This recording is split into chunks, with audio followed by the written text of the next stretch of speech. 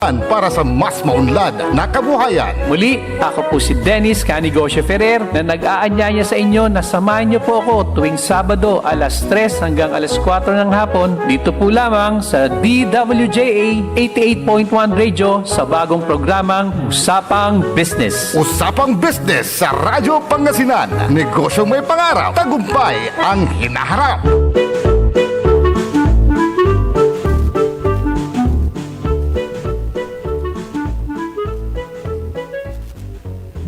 Magandang araw, Pangasinan! Alas 3:05 na po ng hapon at araw po ngayon ng Sabado, Agosto 8, 2026, partner. Okay. Okay.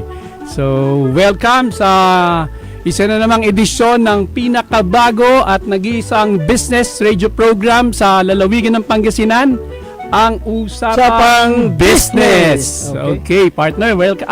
Magandang hapon, partner. Okay, ako po ang inyong lingkod ng bayan, Timog Pangasinan, Dennis Mojares.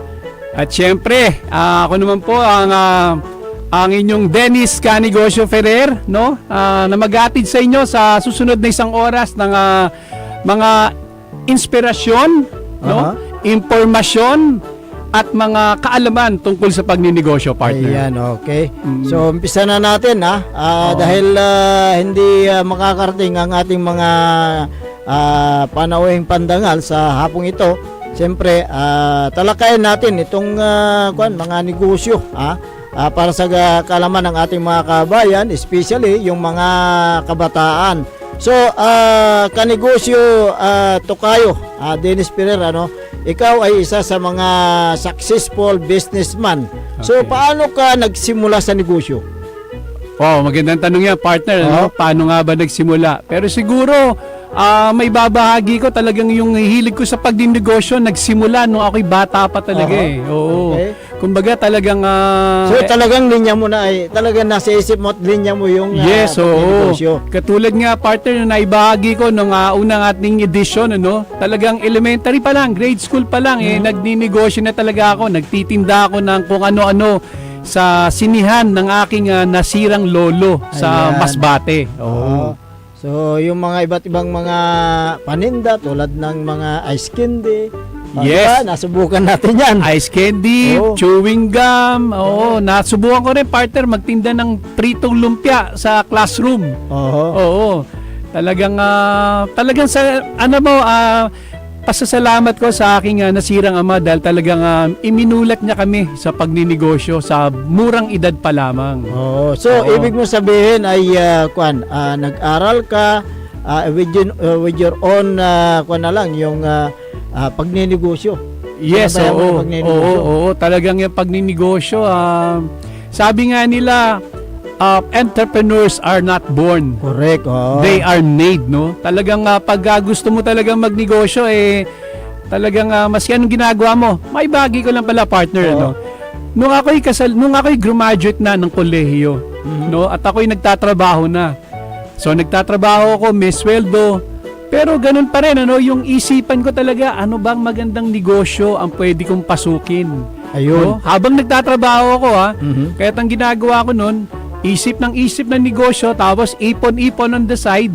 Ngayon, pag nakaipon na ako, magsisimula ako ng munting negosyo ko habang nagtatrabaho. Ayun. Kasi partner, yan ang maganda no?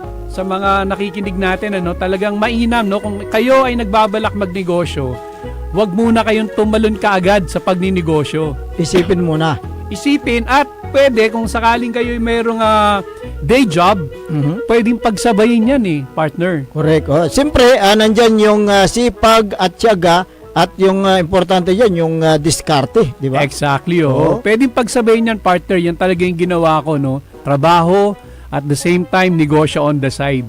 At hindi naging madali yung pagsisimula, partner, no? Maraming negosyo akong sinimulan, sablay. Aha. Hinto muna, ipon, bukas, sablay na naman. Napakarami. Hindi So, ko mabilang. yun yung kailangan yung tibay ng puso, yung handa kang harapin kung ano man yung mga hamon sa buhay. Yes, Oo. napakaganda na sinabi mo na yan. Kasi nga talagang hindi maganda, hindi madali, sorry, Oo. ang pagninegosyo. Kaya partner, sa araw na ito, no, kaya nabanggit mo na hindi makakarating yung ating guest na negosyante dahil sa panahon, no? Oo. Naghanda naman tayo ng isang very interesting na topic, no? Ayun, Na okay. pag-uusapan natin. Ang pamagat ng topic na tatalakayin natin ngayon ay 10 dahilan, no, kung bakit dapat na kayong magsimula ng inyong sariling negosyo. Ayun, napakaganda yan. Oo, Oo. top 10 reasons, no? Top 10. So, Okay. simulan na natin, partner. Okay. So ano yung mga top 10 na yan na dapat nilang sundan para sa ganun someday magiging successful businessman sila na Okay. tulad mo. Oo. Okay. So, unang-una sa listahan, top 10 reasons, no, para magsimula kayo ng negosyo ay pwede kayong magsimula ng negosyo maski maliit o wala kayong puhunan. Ayun, okay. So napakaganda po yan. Very interesting, Okay. ano? So umpisan mo natin doon sa maliit. Oo. Sa palagay mo, ilan kaya yung maliit na puhunan para makapag-umpisa sila sa kanilang negosyo? Depende yan kung anong negosyo yung nasa isip nila, no? Oo. Pero maganda, partner, sa nagsisimula pa lamang magnegosyo, wag muna tayo mag-aim ng malaking business Correct, agad, oo. no? Kumbaga, ako lagi ko sinasabi, start small but dream big. Ayun. No? Di ba? Tama yun, no? Tama. Magsimula tayo sa maliit. So, yung tanong mo kung magkano ba yung puhunan, depende sa Doon sa- negosyong gusto mo. Pero, ito nga yung magandang gusto natin ibahagi sa kanila. Pwede po kayong magsimula ng negosyo nyo maski wala o maliit lang ang puhunan nyo. Paano? Okay. Paano yung wala? Okay. Kung paano yung walang puhunan, pwede silang magnegosyo. Alam mo, partner, bukod kasi sa puhunan. Puhunan is Puhunan. number 1, no? Okay, correct. Importante yan. Oo. Napaka-importante yan. Ano mang negosyo ang gusto nyo pasukin, napaka-importante ng puhunan. Pero, eto lang, gusto kong sabihin sa inyo, mayroon pang isang mas matimbang, no? Bukod sa puhunan na dapat taglayin ng isang gusto magnegosyo. Ano yon? Puso, partner. Correct, yun yung sinasabi natin kanina. Puso. Oo, Puso. kailangan matibay yung puso mo. Bakit, Oo. no? Kasi partner, ganito na lang, ano? Nagsimula ka ng isang negosyo, may kapital ka, Oo. nasimulan mo, no? Nasimulan mo yung negosyo, gamit yung kapital mo, pero alam naman natin na hindi magiging madali ang pagninegosyo, no? Maraming obstacles, maraming challenges, Correct, no? oo. So, kung wala yung puso, no? Hindi mo taglay yung puso ng isang tunay na negosyante, bibigay at bibigay ka sa mga pagsubok na dala ng pagninegosyo. Ayun. At Oo. saka isa pa dyan, siyempre, dalawang bagay yung kwan dyan eh. May isip ka, may puso ka. Aha. O, kaya isipin mo muna kung tama yung ginagawa mo at yung sa puso mo, ilagay mo sa puso mo, talagang kaya mong panindigan at harapin yung mga challenges. Oo, tama. Napaka-importante niyang pagkakaroon ng puso, no? Mhm. At saka bukod sa puso, syempre pag may puso ka, ito dapat ding taglayin ng mga gusto magnegosyo, no? Yung tinatawag natin sa wikang Ingles na perseverance. Mhm. Perseverance, no? Ito yung never give up attitude. Ayun. Kasi nga, paulit-ulit natin sinasabi, ang pagninegosyo po, sabi nga, it's not a bed of roses.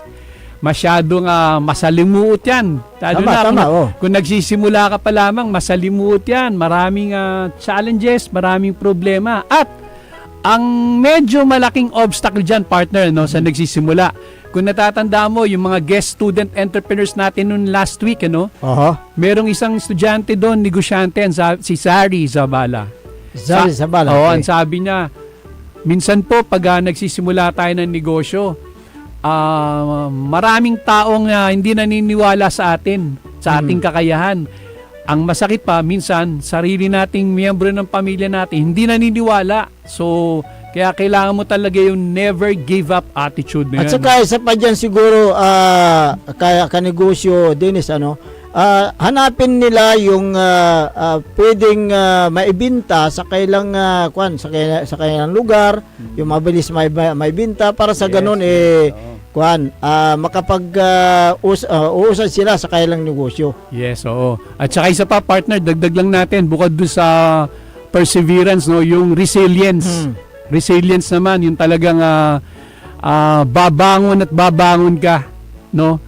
Kung nadapa, bangon. Kagad. Okay. Kung nalugi, bangon. Correct. Okay lang malugi, mga kanegosyo, okay lang malugi. Wag lang palagi.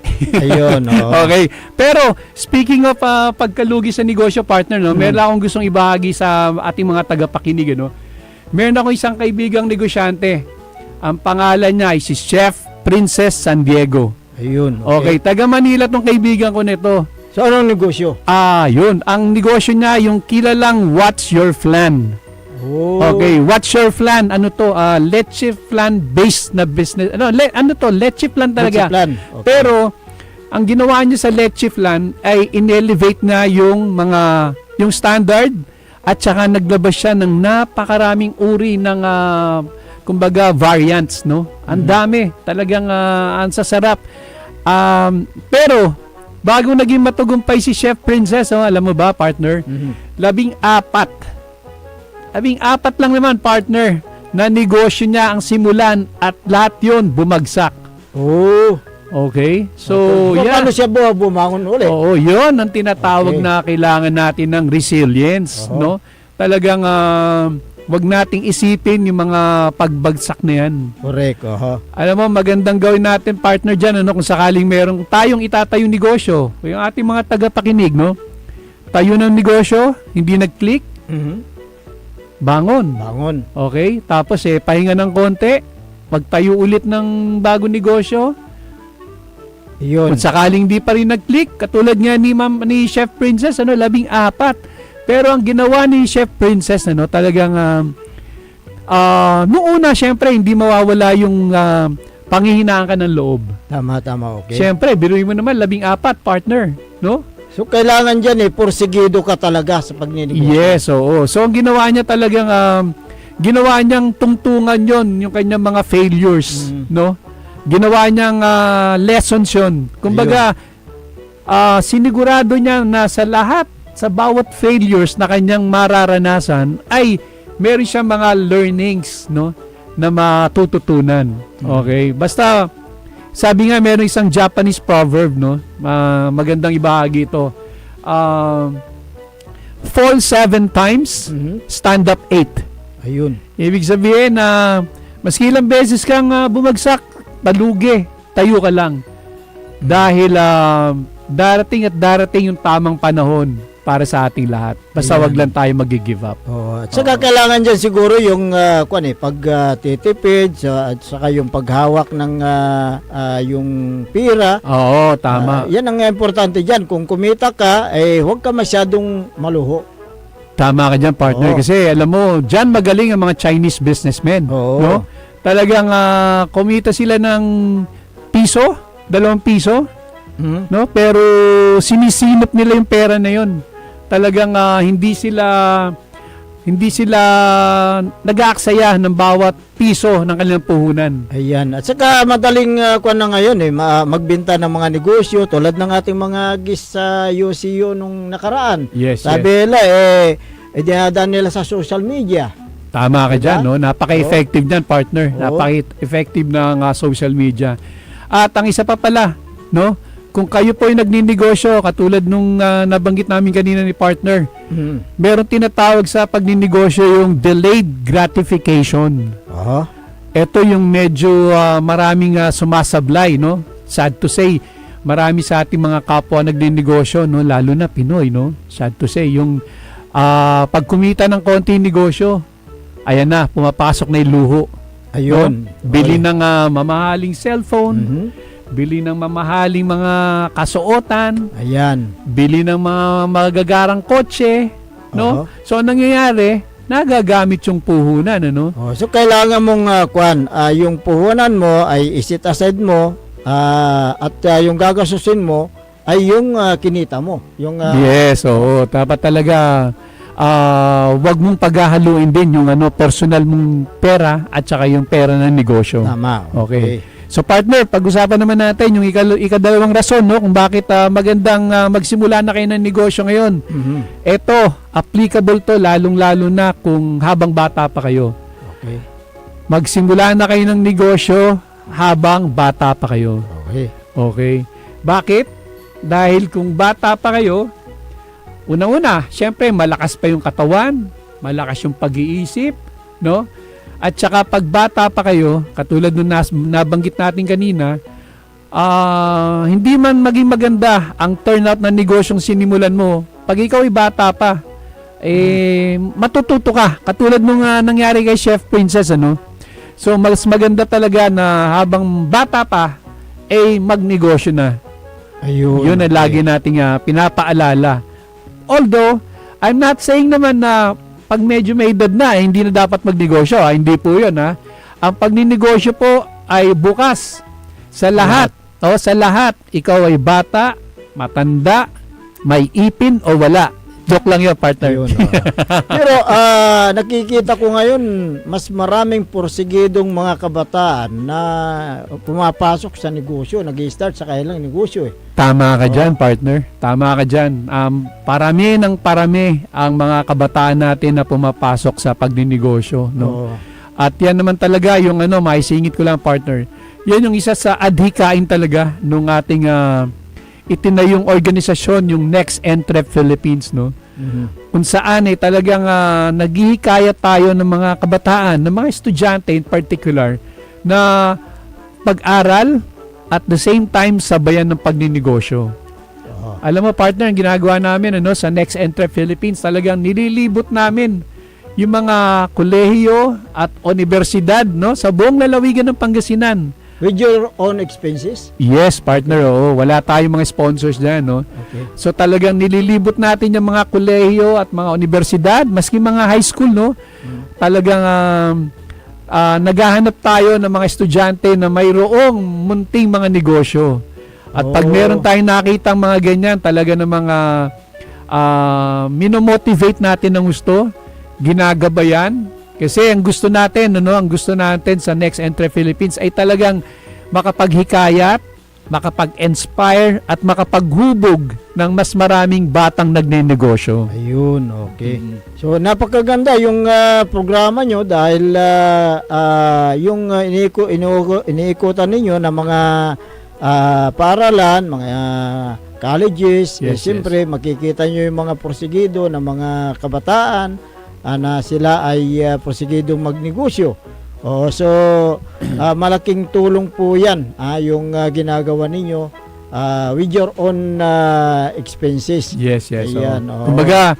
Kumbaga, partner, yan yung tinatawag na ikigai. Ayun. Ikigai, it's a Japanese word po. Ikigai, ang ibig sabihin ay purpose in life. Mhm. No? So, I believe na yan yung ikigai ko, partner. Talagang yung advokasya ko ng na makapag-inspire ng mga batang negosyante talaga. Ayun. So, ikigai. tanungin lang kita, ano yung nag-udyok sa'yo upang umikot ka at hikayatin itong mga estudyante na pumasok sa negosyo? Ayun, napakagandang tanong niyan, partner, ano? Oh? Kasi ako naniniwala, unang-una, no, na mas aasenso ang isang individual, no? Ang isang individual kung magninegosyo Ayun. kaysa mag-empleyo. Aha. Although, kumbaga, disclaimer lang, I'm not saying na hindi po maganda ang mag-empleyo. Pero mas mabilis ang asenso, no? Pagnegosyo. Pagnegosyo. Pangalawa po, pag mas maraming nagnenegosyo, mas maraming makakapagbigay ng trabaho. Ayun. Okay? Maski sabihin mong isang maliit lang na bakery yan, di ba? Pero naturalmente, yung bakery na yan ay makakapagbigay ng trabaho, no, sa ilang tao. Di ba? Siyempre, kailangan mo ng baker, kailangan mo ng tindero, tindera, kailangan mo ng magdi-deliver, and so on and so forth. So, ang isang maliit na negosyo, maraming maipoprovide yan na trabaho. So, kung mas marami pong kababayan natin na magninegosyo, ay walang duda, mas taasenso yung ating ekonomiya, di ba, partner? Oo, tama. Kasi ang kakibat ng ekonomiya, negosyo talaga. Okay. Oo. So, itong mga estudyante natin sa Pangasinan. So, ilan na po yung mga ngayon, yung mga nagporsigido na pumasok sa negosyo? Ayun, okay. Partner, alam mo, nung first year namin ng may nakilala kaming 45 no na estudyante, negosyante sa iba't ibang lalawigan. I mean, sa iba't ibang universidad, kolehiyo sa lalawigan ng Pangasinan. So 45 sila.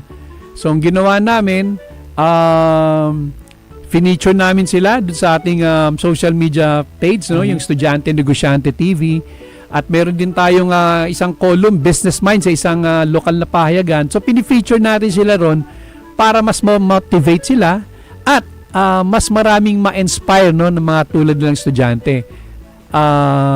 Ngayon, second year na ng ating paghahanap ng mga estudyante. Meron tayong programa na sinimulan last year. Ito nga yung Search for 10 Inspiring Estudyante Negosyante ng Pangasinan. So second season na ngayon. So last week nga nung una nating pag-ere, naging panauhin natin yung tatlong mga estudyante negosyante, no? Oo, si Zari Sabala, si David Tuginay, si Jericho Ocampo. So ngayon naghahanap pa po kami ng mga susunod na henerasyon ng mga batang negosyante. Kaya ikaw, partner, baka sakaling alam mo, nakwento mo sa akin, meron ang 4 na anak na nasa kolehiyo, no? Baka merong interes sa pagdinegosyo. Pwedeng i-encourage sila, no? Okay, o kaya meron silang mga kakilala na kapwa nila estudyante na nagdinegosyo, pwede natin silang himukin. Yes, oo, na sumali. Okay, oo. So partner, sorry. Siguro bago tayo magpatuloy sa iba pang mga tatalakayin natin tungkol sa negosyo, narito muna ang pagpapakilala ng ating himpilan.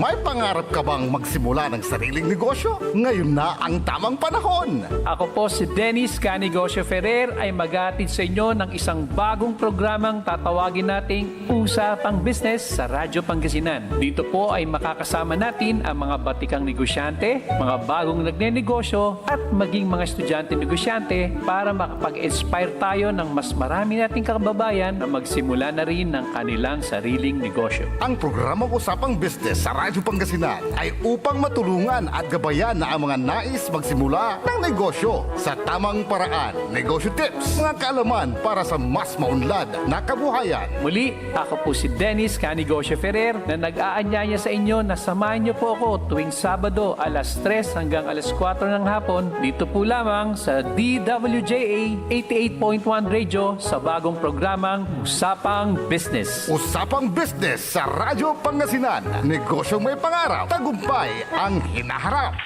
Pare, ang tidudungalan mo? Ay, so 88.1 FM Radyo Pangasinan paborito.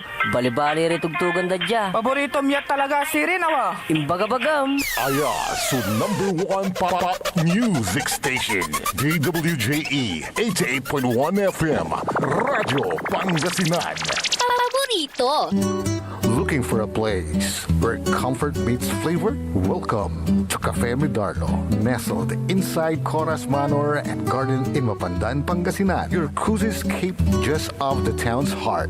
Start your day with the rich aroma of freshly brewed coffee. Savor our signature blends, perfectly paired with warm pastries straight from the oven. Indulge our mouth-watering pasta, all and chef-inspired specialties made with love in every bite. Whether it's a casual catch-up with your friends, a family celebration, or a quiet moment just for you, Cafe Medardo is your perfect spot to relax, connect, and enjoy.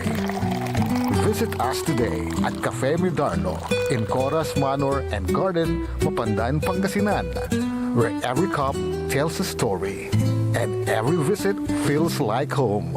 Cafe Medardo, where every sip feels special. Ika-100 taon ng pagbibigay serbisyong pangkalusugan ng Region 1 Medical Center bilang isa ng 1,500 bed capacity na ospital, mas marami pa ang mapapagaling at buhay na madudugtungan ng ospital di lamang sa Pangasinan kundi sa buong Northern Luzon sa tulong ng 12 accredited residency training programs at 13 active specialty centers nito: Cancer Center, Dermatology Center, Eye Center, Heart Center, Toxicology Center, Burn Care Unit, Center for Mental Health, Acute Stroke Unit, Geriatric Center, Infectious Disease Center, Kidney Transplant Unit, Lung Center at Trauma Center. Patuloy na mangunguna ang R1MC sa pagpapaigting at pagpapaibayo ng dekalidad na healthcare delivery hanggang sa susunod na siglo. 100 years of healing, compassion, and service. Region 1 Medical Center ang inyong partner sa kalusugan. Region 1, number 1. Asahan po ninyo ang dekalidad na serbisyo sa Region 1 Medical Center at ng Department of Health. Ito po ang inyong lingkod, Dr. Joseph Roland O. Mejia, ang inyong Centennial Medical Center Chief ng R1MC. Sa bagong Pilipinas, bawat buhay mahalaga. Mga kababayan ko sa Malasiki, ang maayos at maunlad na komunidad ay nagsisimula sa ating lahat. Makilahok sa mga programa ng ating lokal na pamahalaan, kalinisan, kalusugan, at kaayusan. Mag-segregate ng basura, sumunod sa batas trapiko, at suportahan ang mga proyekto ng barangays. Tandaan, ang pagbabago ay nagsisimula sa simpleng disiplina at pakikiisa. Sama-sama tayo para sa mas ligtas, malinis at maunlad na bayan ng Malasiki. Ang LGU at mamamayan magkaisa para sa kinabukasan. Ako po ang inyong lingkod, Mayor Alfe Soriano ng Bayan ng Malasiki. Naghahanap ka ba ng masarap, sulit at tunay na Chinese food? Tikman ang kanilang masasarap na noodles, steaming dumplings, fried rice at iba pang paborito ninyong Chinese dishes na siguradong magpapabalik-balik sa inyo. Sa bawat subo, maasahan ang kalidad, sarap at pagmamahal sa pagluluto na para bang nasa puso ka ng Chinatown. Pang pamilya, pang barkada o pang solo food trip, siguradong busog at masaya ka sa Angkong Noodle House. Angkong Noodle House, sarap na abot kamay, lasang tunay na Chinese food. Ano pang iniintay mo? Tara na, kain na sa Angkong Noodle House. Angkong Noodle House is located at the ground floor of Metro Plaza, A.B. Fernandez Avenue, Dagupan City. Also visit their branches, Bayambang, Rosales, Ordaneta, Binalonan, San Carlos City, at ang kanilang bagong bukas na sa Robinsons, Calasiao. Paborito ng kabataan at matatanda. Paboritong pakinggan sa bus, tricycle, jeep at mga opisina. Paborito mo, paborito ko, paborito nating lahat. DWJE 88.1 FM Radyo Pangasinan. DWJE 88.1 FM Radyo Pangasinan.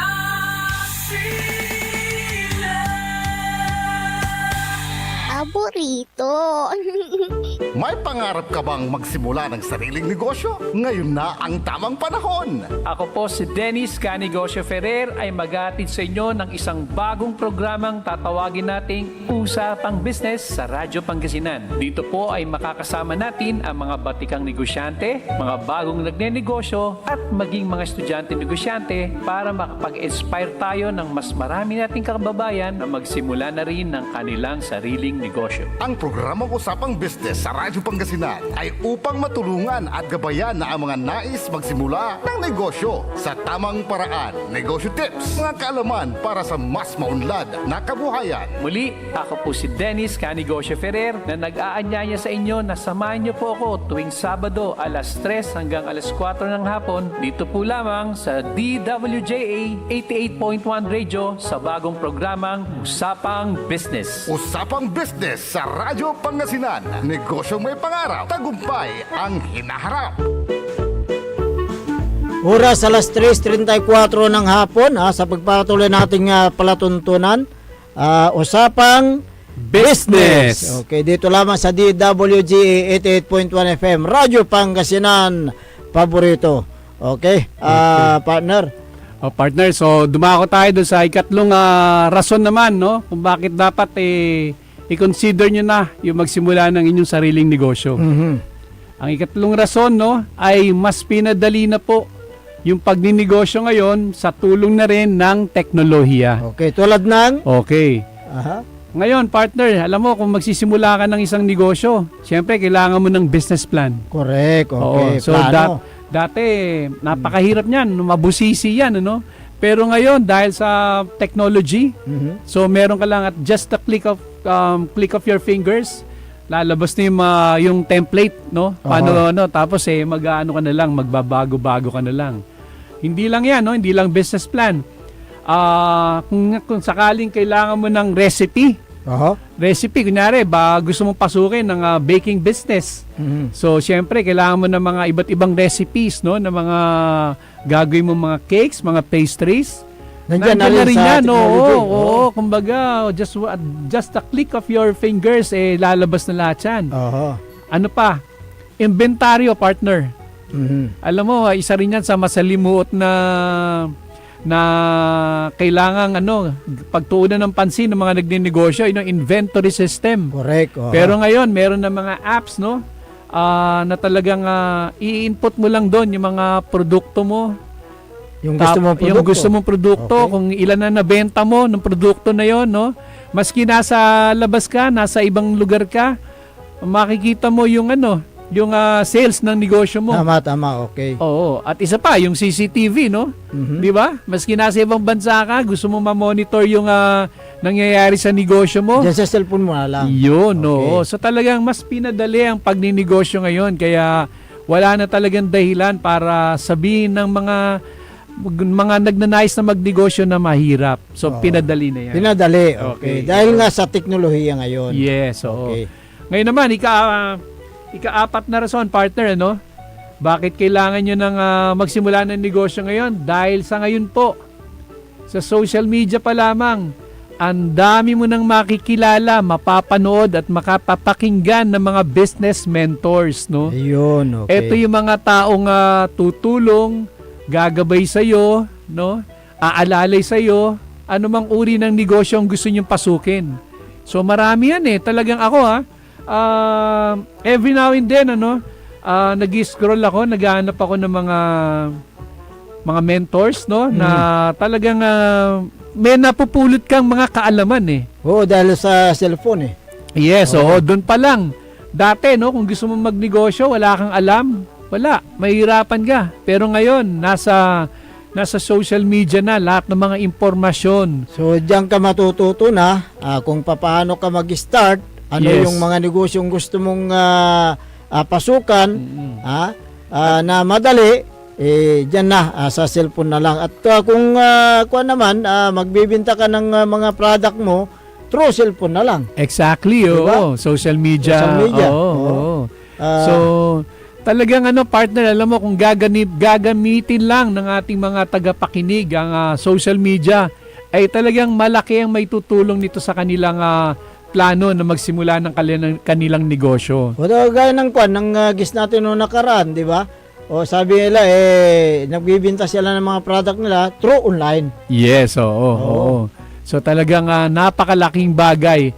Kaya sa mga kabataan lalo na, no, na mga gusto magnegosyo, talagang ang payo namin sa inyo ni partner Dennis Moares, talagang gamitin nyo ng tama yung oras na ginugugol nyo sa social media. Correct. May katulungan na kayo. Oo. Mayroon nang mag-dictate sa inyo kung paano nyo gagawin. Yun, pag-scroll nyo ng cellphone ninyo, nandoon na. Kung paano mag-start sa negosyo, paano lalago yung negosyo, nandiyan na kaagad. Okay, oo. So, yun. Talagang gamitin nyo ng tama yung oras nyo na ginagamit sa social media. Huwag Ayan. yung puro games, no? Oo, Huwag yung mga walang kakwenta-kwenta. Yung mga... nag-aaksaya lang ng oras dyan. Exactly, So, piliin nyo yung mga platforms na pinapanood nyo. Yung mga subaybayan nyo, yung mga platforms na talagang mayroong may dudulot na kabutihan sa inyo. Okay, Ayan, partner. oo. So, dumako naman tayo sa panglima, partner. Bakit kailangan nyo ng magnegosyo? Dahil ngayon, sa panahon ngayon, marami ng iba't ibang uri ng business model. Ayun. No, na pwede nyong subukan sa pagsisimula ng inyong negosyo. Anong ibig kong sabihin? Okay, meron kang business idea. Maganda yung business idea mo, partner. Pero ang problema, wala kang kapital o kulang yung kapital mo. So, paano gagawin nila pag wala silang kapital? Eto, magandang sagot dyan, partner. Meron tayong tinatawag na crowdsourcing.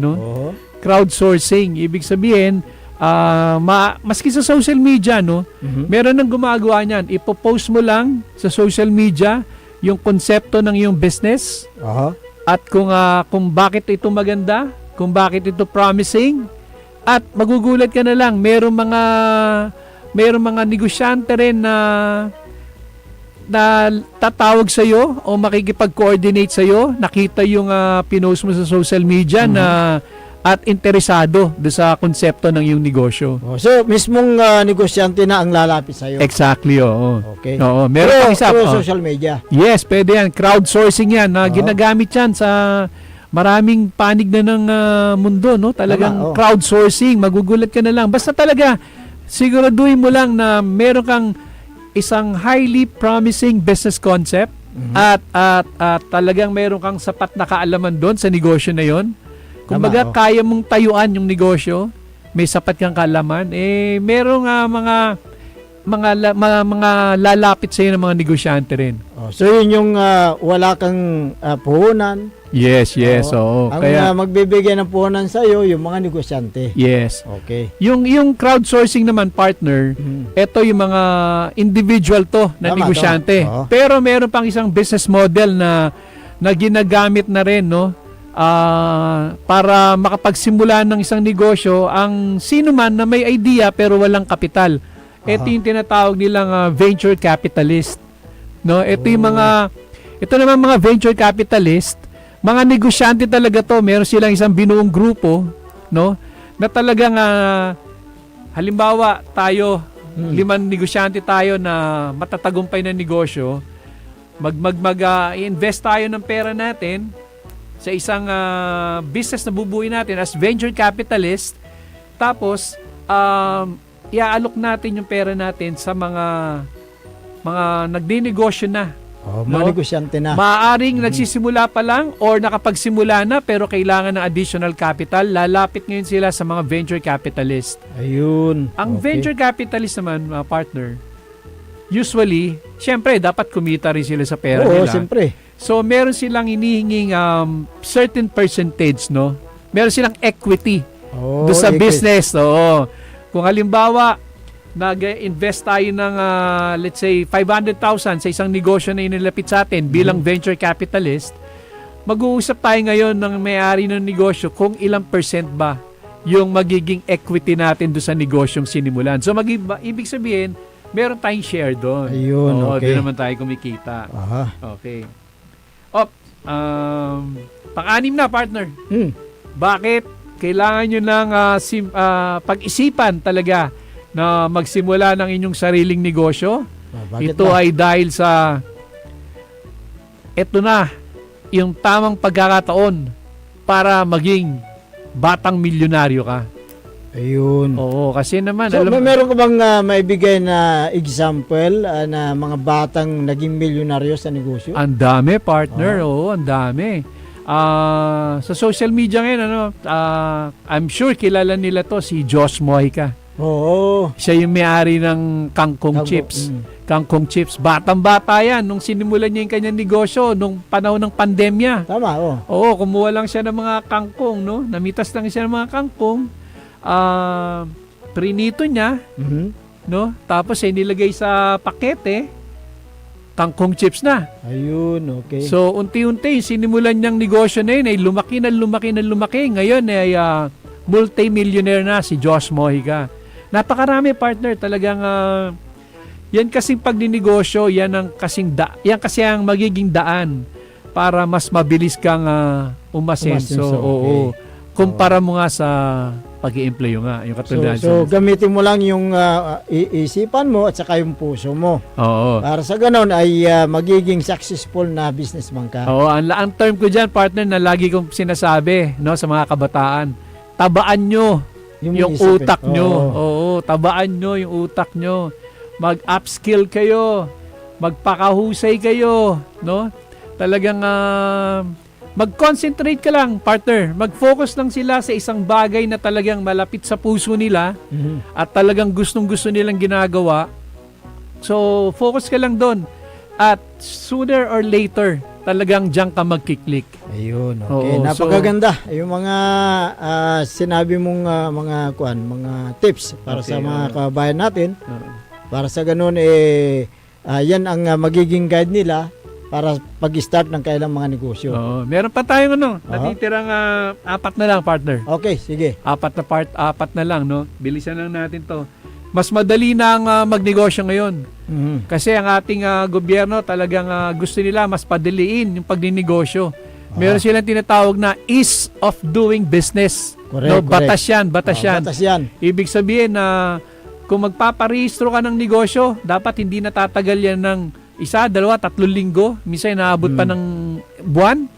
Ngayon, 1 araw na lang, 2. Kasi meron technology. Yes, tsaka talagang ginawa ng batas yan, partner, na huwag nyong pahabain yung proseso. Tama. Simplihan nyo. Okay? Ang susunod naman, partner, kung bakit kailangan nyo na magnegosyo. Libre na po ang business advertising nyo. Sa paano paraan? Sa social media. Social media, partner. Oo. Dati, para makilala ang isang negosyo, kailangan mong mag-invest ng pera sa marketing. Correct. Sa advertising. So, diyan pumapasok yung mga commercial sa radio, sa TV, sa newspapers. Pero nowadays, the most effective form of business advertising is social media. Okay, so wala nang dahilan para hindi nila talaga pag-isipang magsimula ng kanilang negosyo, partner. Okay.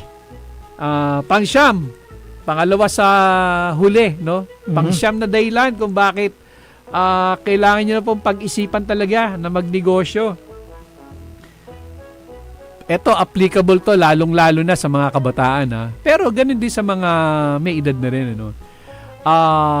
Ang pagkakaroon nyo ng negosyo ang magbibigay sa inyo ng oportunidad para makatulong kayo sa inyong pamilya. Ayun. At mga mahal sa buhay. No?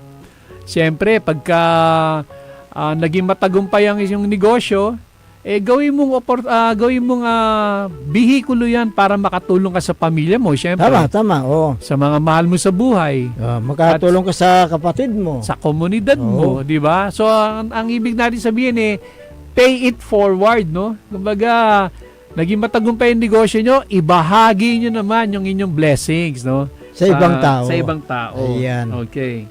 And, last but not the least, partner, bakit kailangan nyo na magnegosyo? Again, this is more applicable sa mga kabataan natin. Bakit?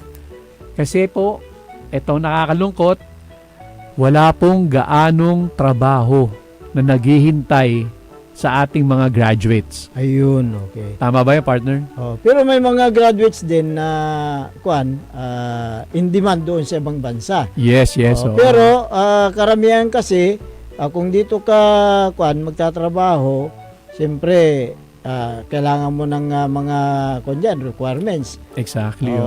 At siyempre, hindi mo alam kung talagang tatanggapin ka. Exactly. Oo. Kaya nga talagang dapat magnegosyo na lang kayo dahil una, para katulad ng lagi namin binabanggit, pag nagtagumpay yung negosyo nyo, makakatulong kayong makapagbigay ng trabaho sa mas maraming tao, mas lalago yung ating ekonomiya.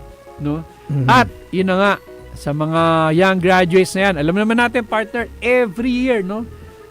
Daan-daang libo yung mga nagtatapos. Pero ang malungkot na balita, lalo na ngayon sa medyo ang ekonomiya natin na hindi ganun kaganda, ay hindi sapat yung trabaho na naghihintay sa mga graduates, no? Kaya mas mainam na pag-isipan nyo, magtayo kayo ng sarili nyong negosyo. Ayun, okay. So yun po yung mga yung mga tips na pwede nyong sundin para sa ganon ay makapag-umpisa kayo sa inyong mga negosyo, may pera man o wala, di ba? Dahil yung mga iba very successful na sa kailang mga negosyo dahil sila po ay nagtiyaga sa kailang mga negosyo. Exactly, Oo. partner. At saka siyempre isinapuso nila yung negosyo. Yung sabi mo kanina, pag nadapa ka, Bangon ka lang. ulit. Oo. Huwag kang susuko. Yes, oo. Oo. So partner, Hanggat kaya mo. siguro Ayan. maganda, i-summarize lang natin. Okay. No? 10. Ano ba yung mga 10 dahilan kung bakit kailangan nyo ng pag-isipan na magnegosyo? Unang-una, sinabi natin, hindi pwede ka magsimula ng negosyo mo maski maliit o wala kang puhunan. Ayan. Okay, pangalawa ay technology. Ayan. Malaking tulong ang teknolohiya, no? Pinadali niya yung pagninegosyo.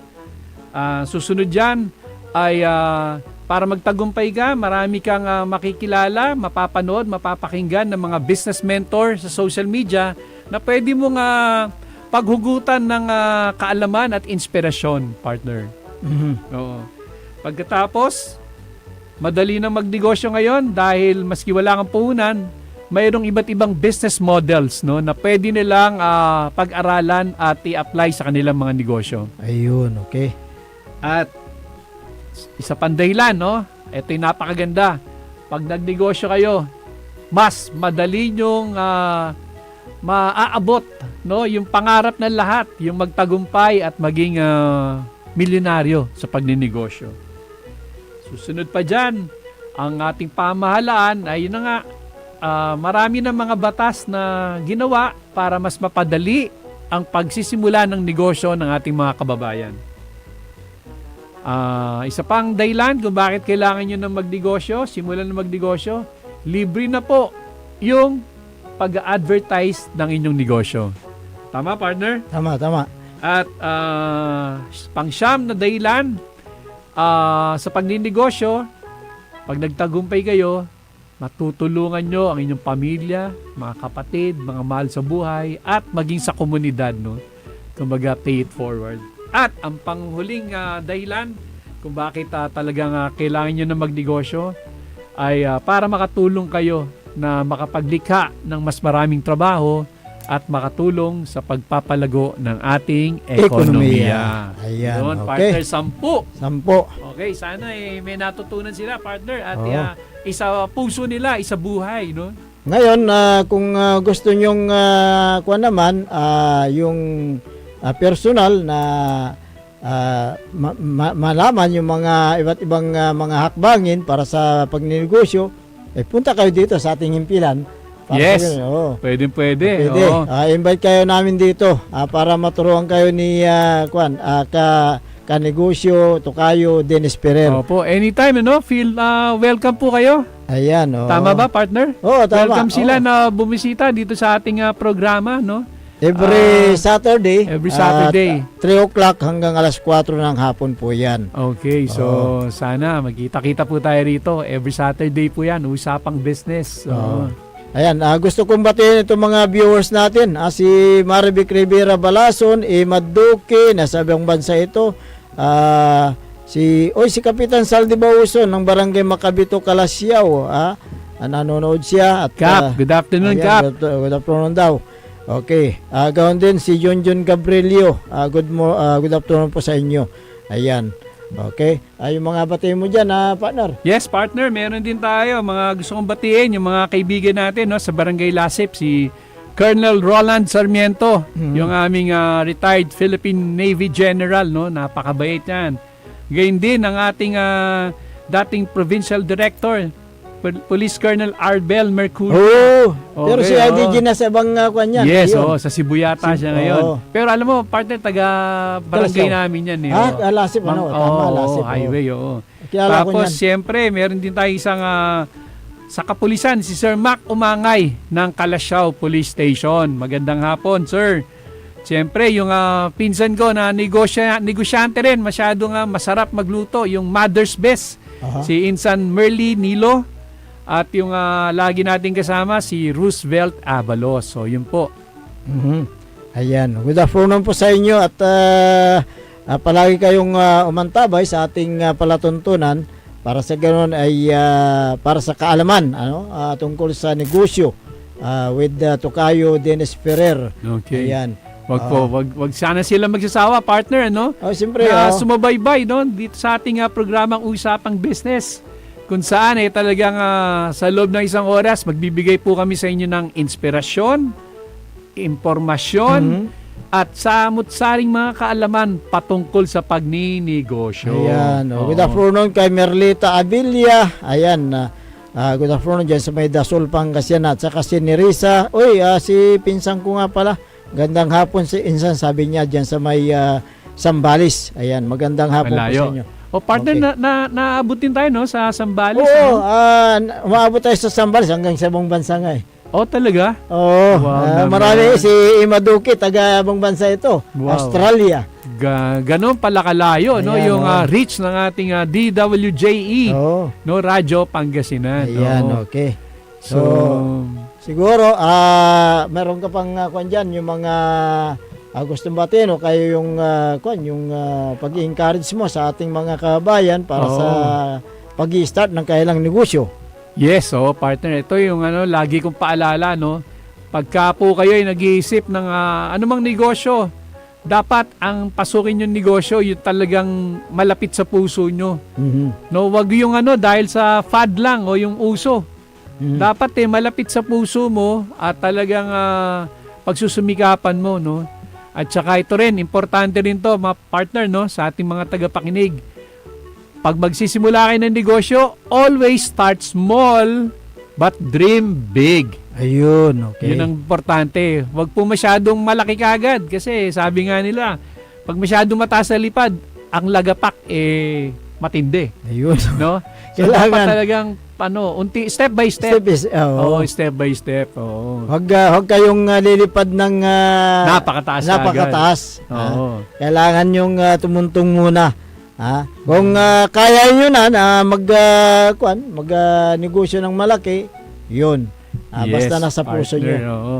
Okay. So, mukhang wala tayong oras. Okay.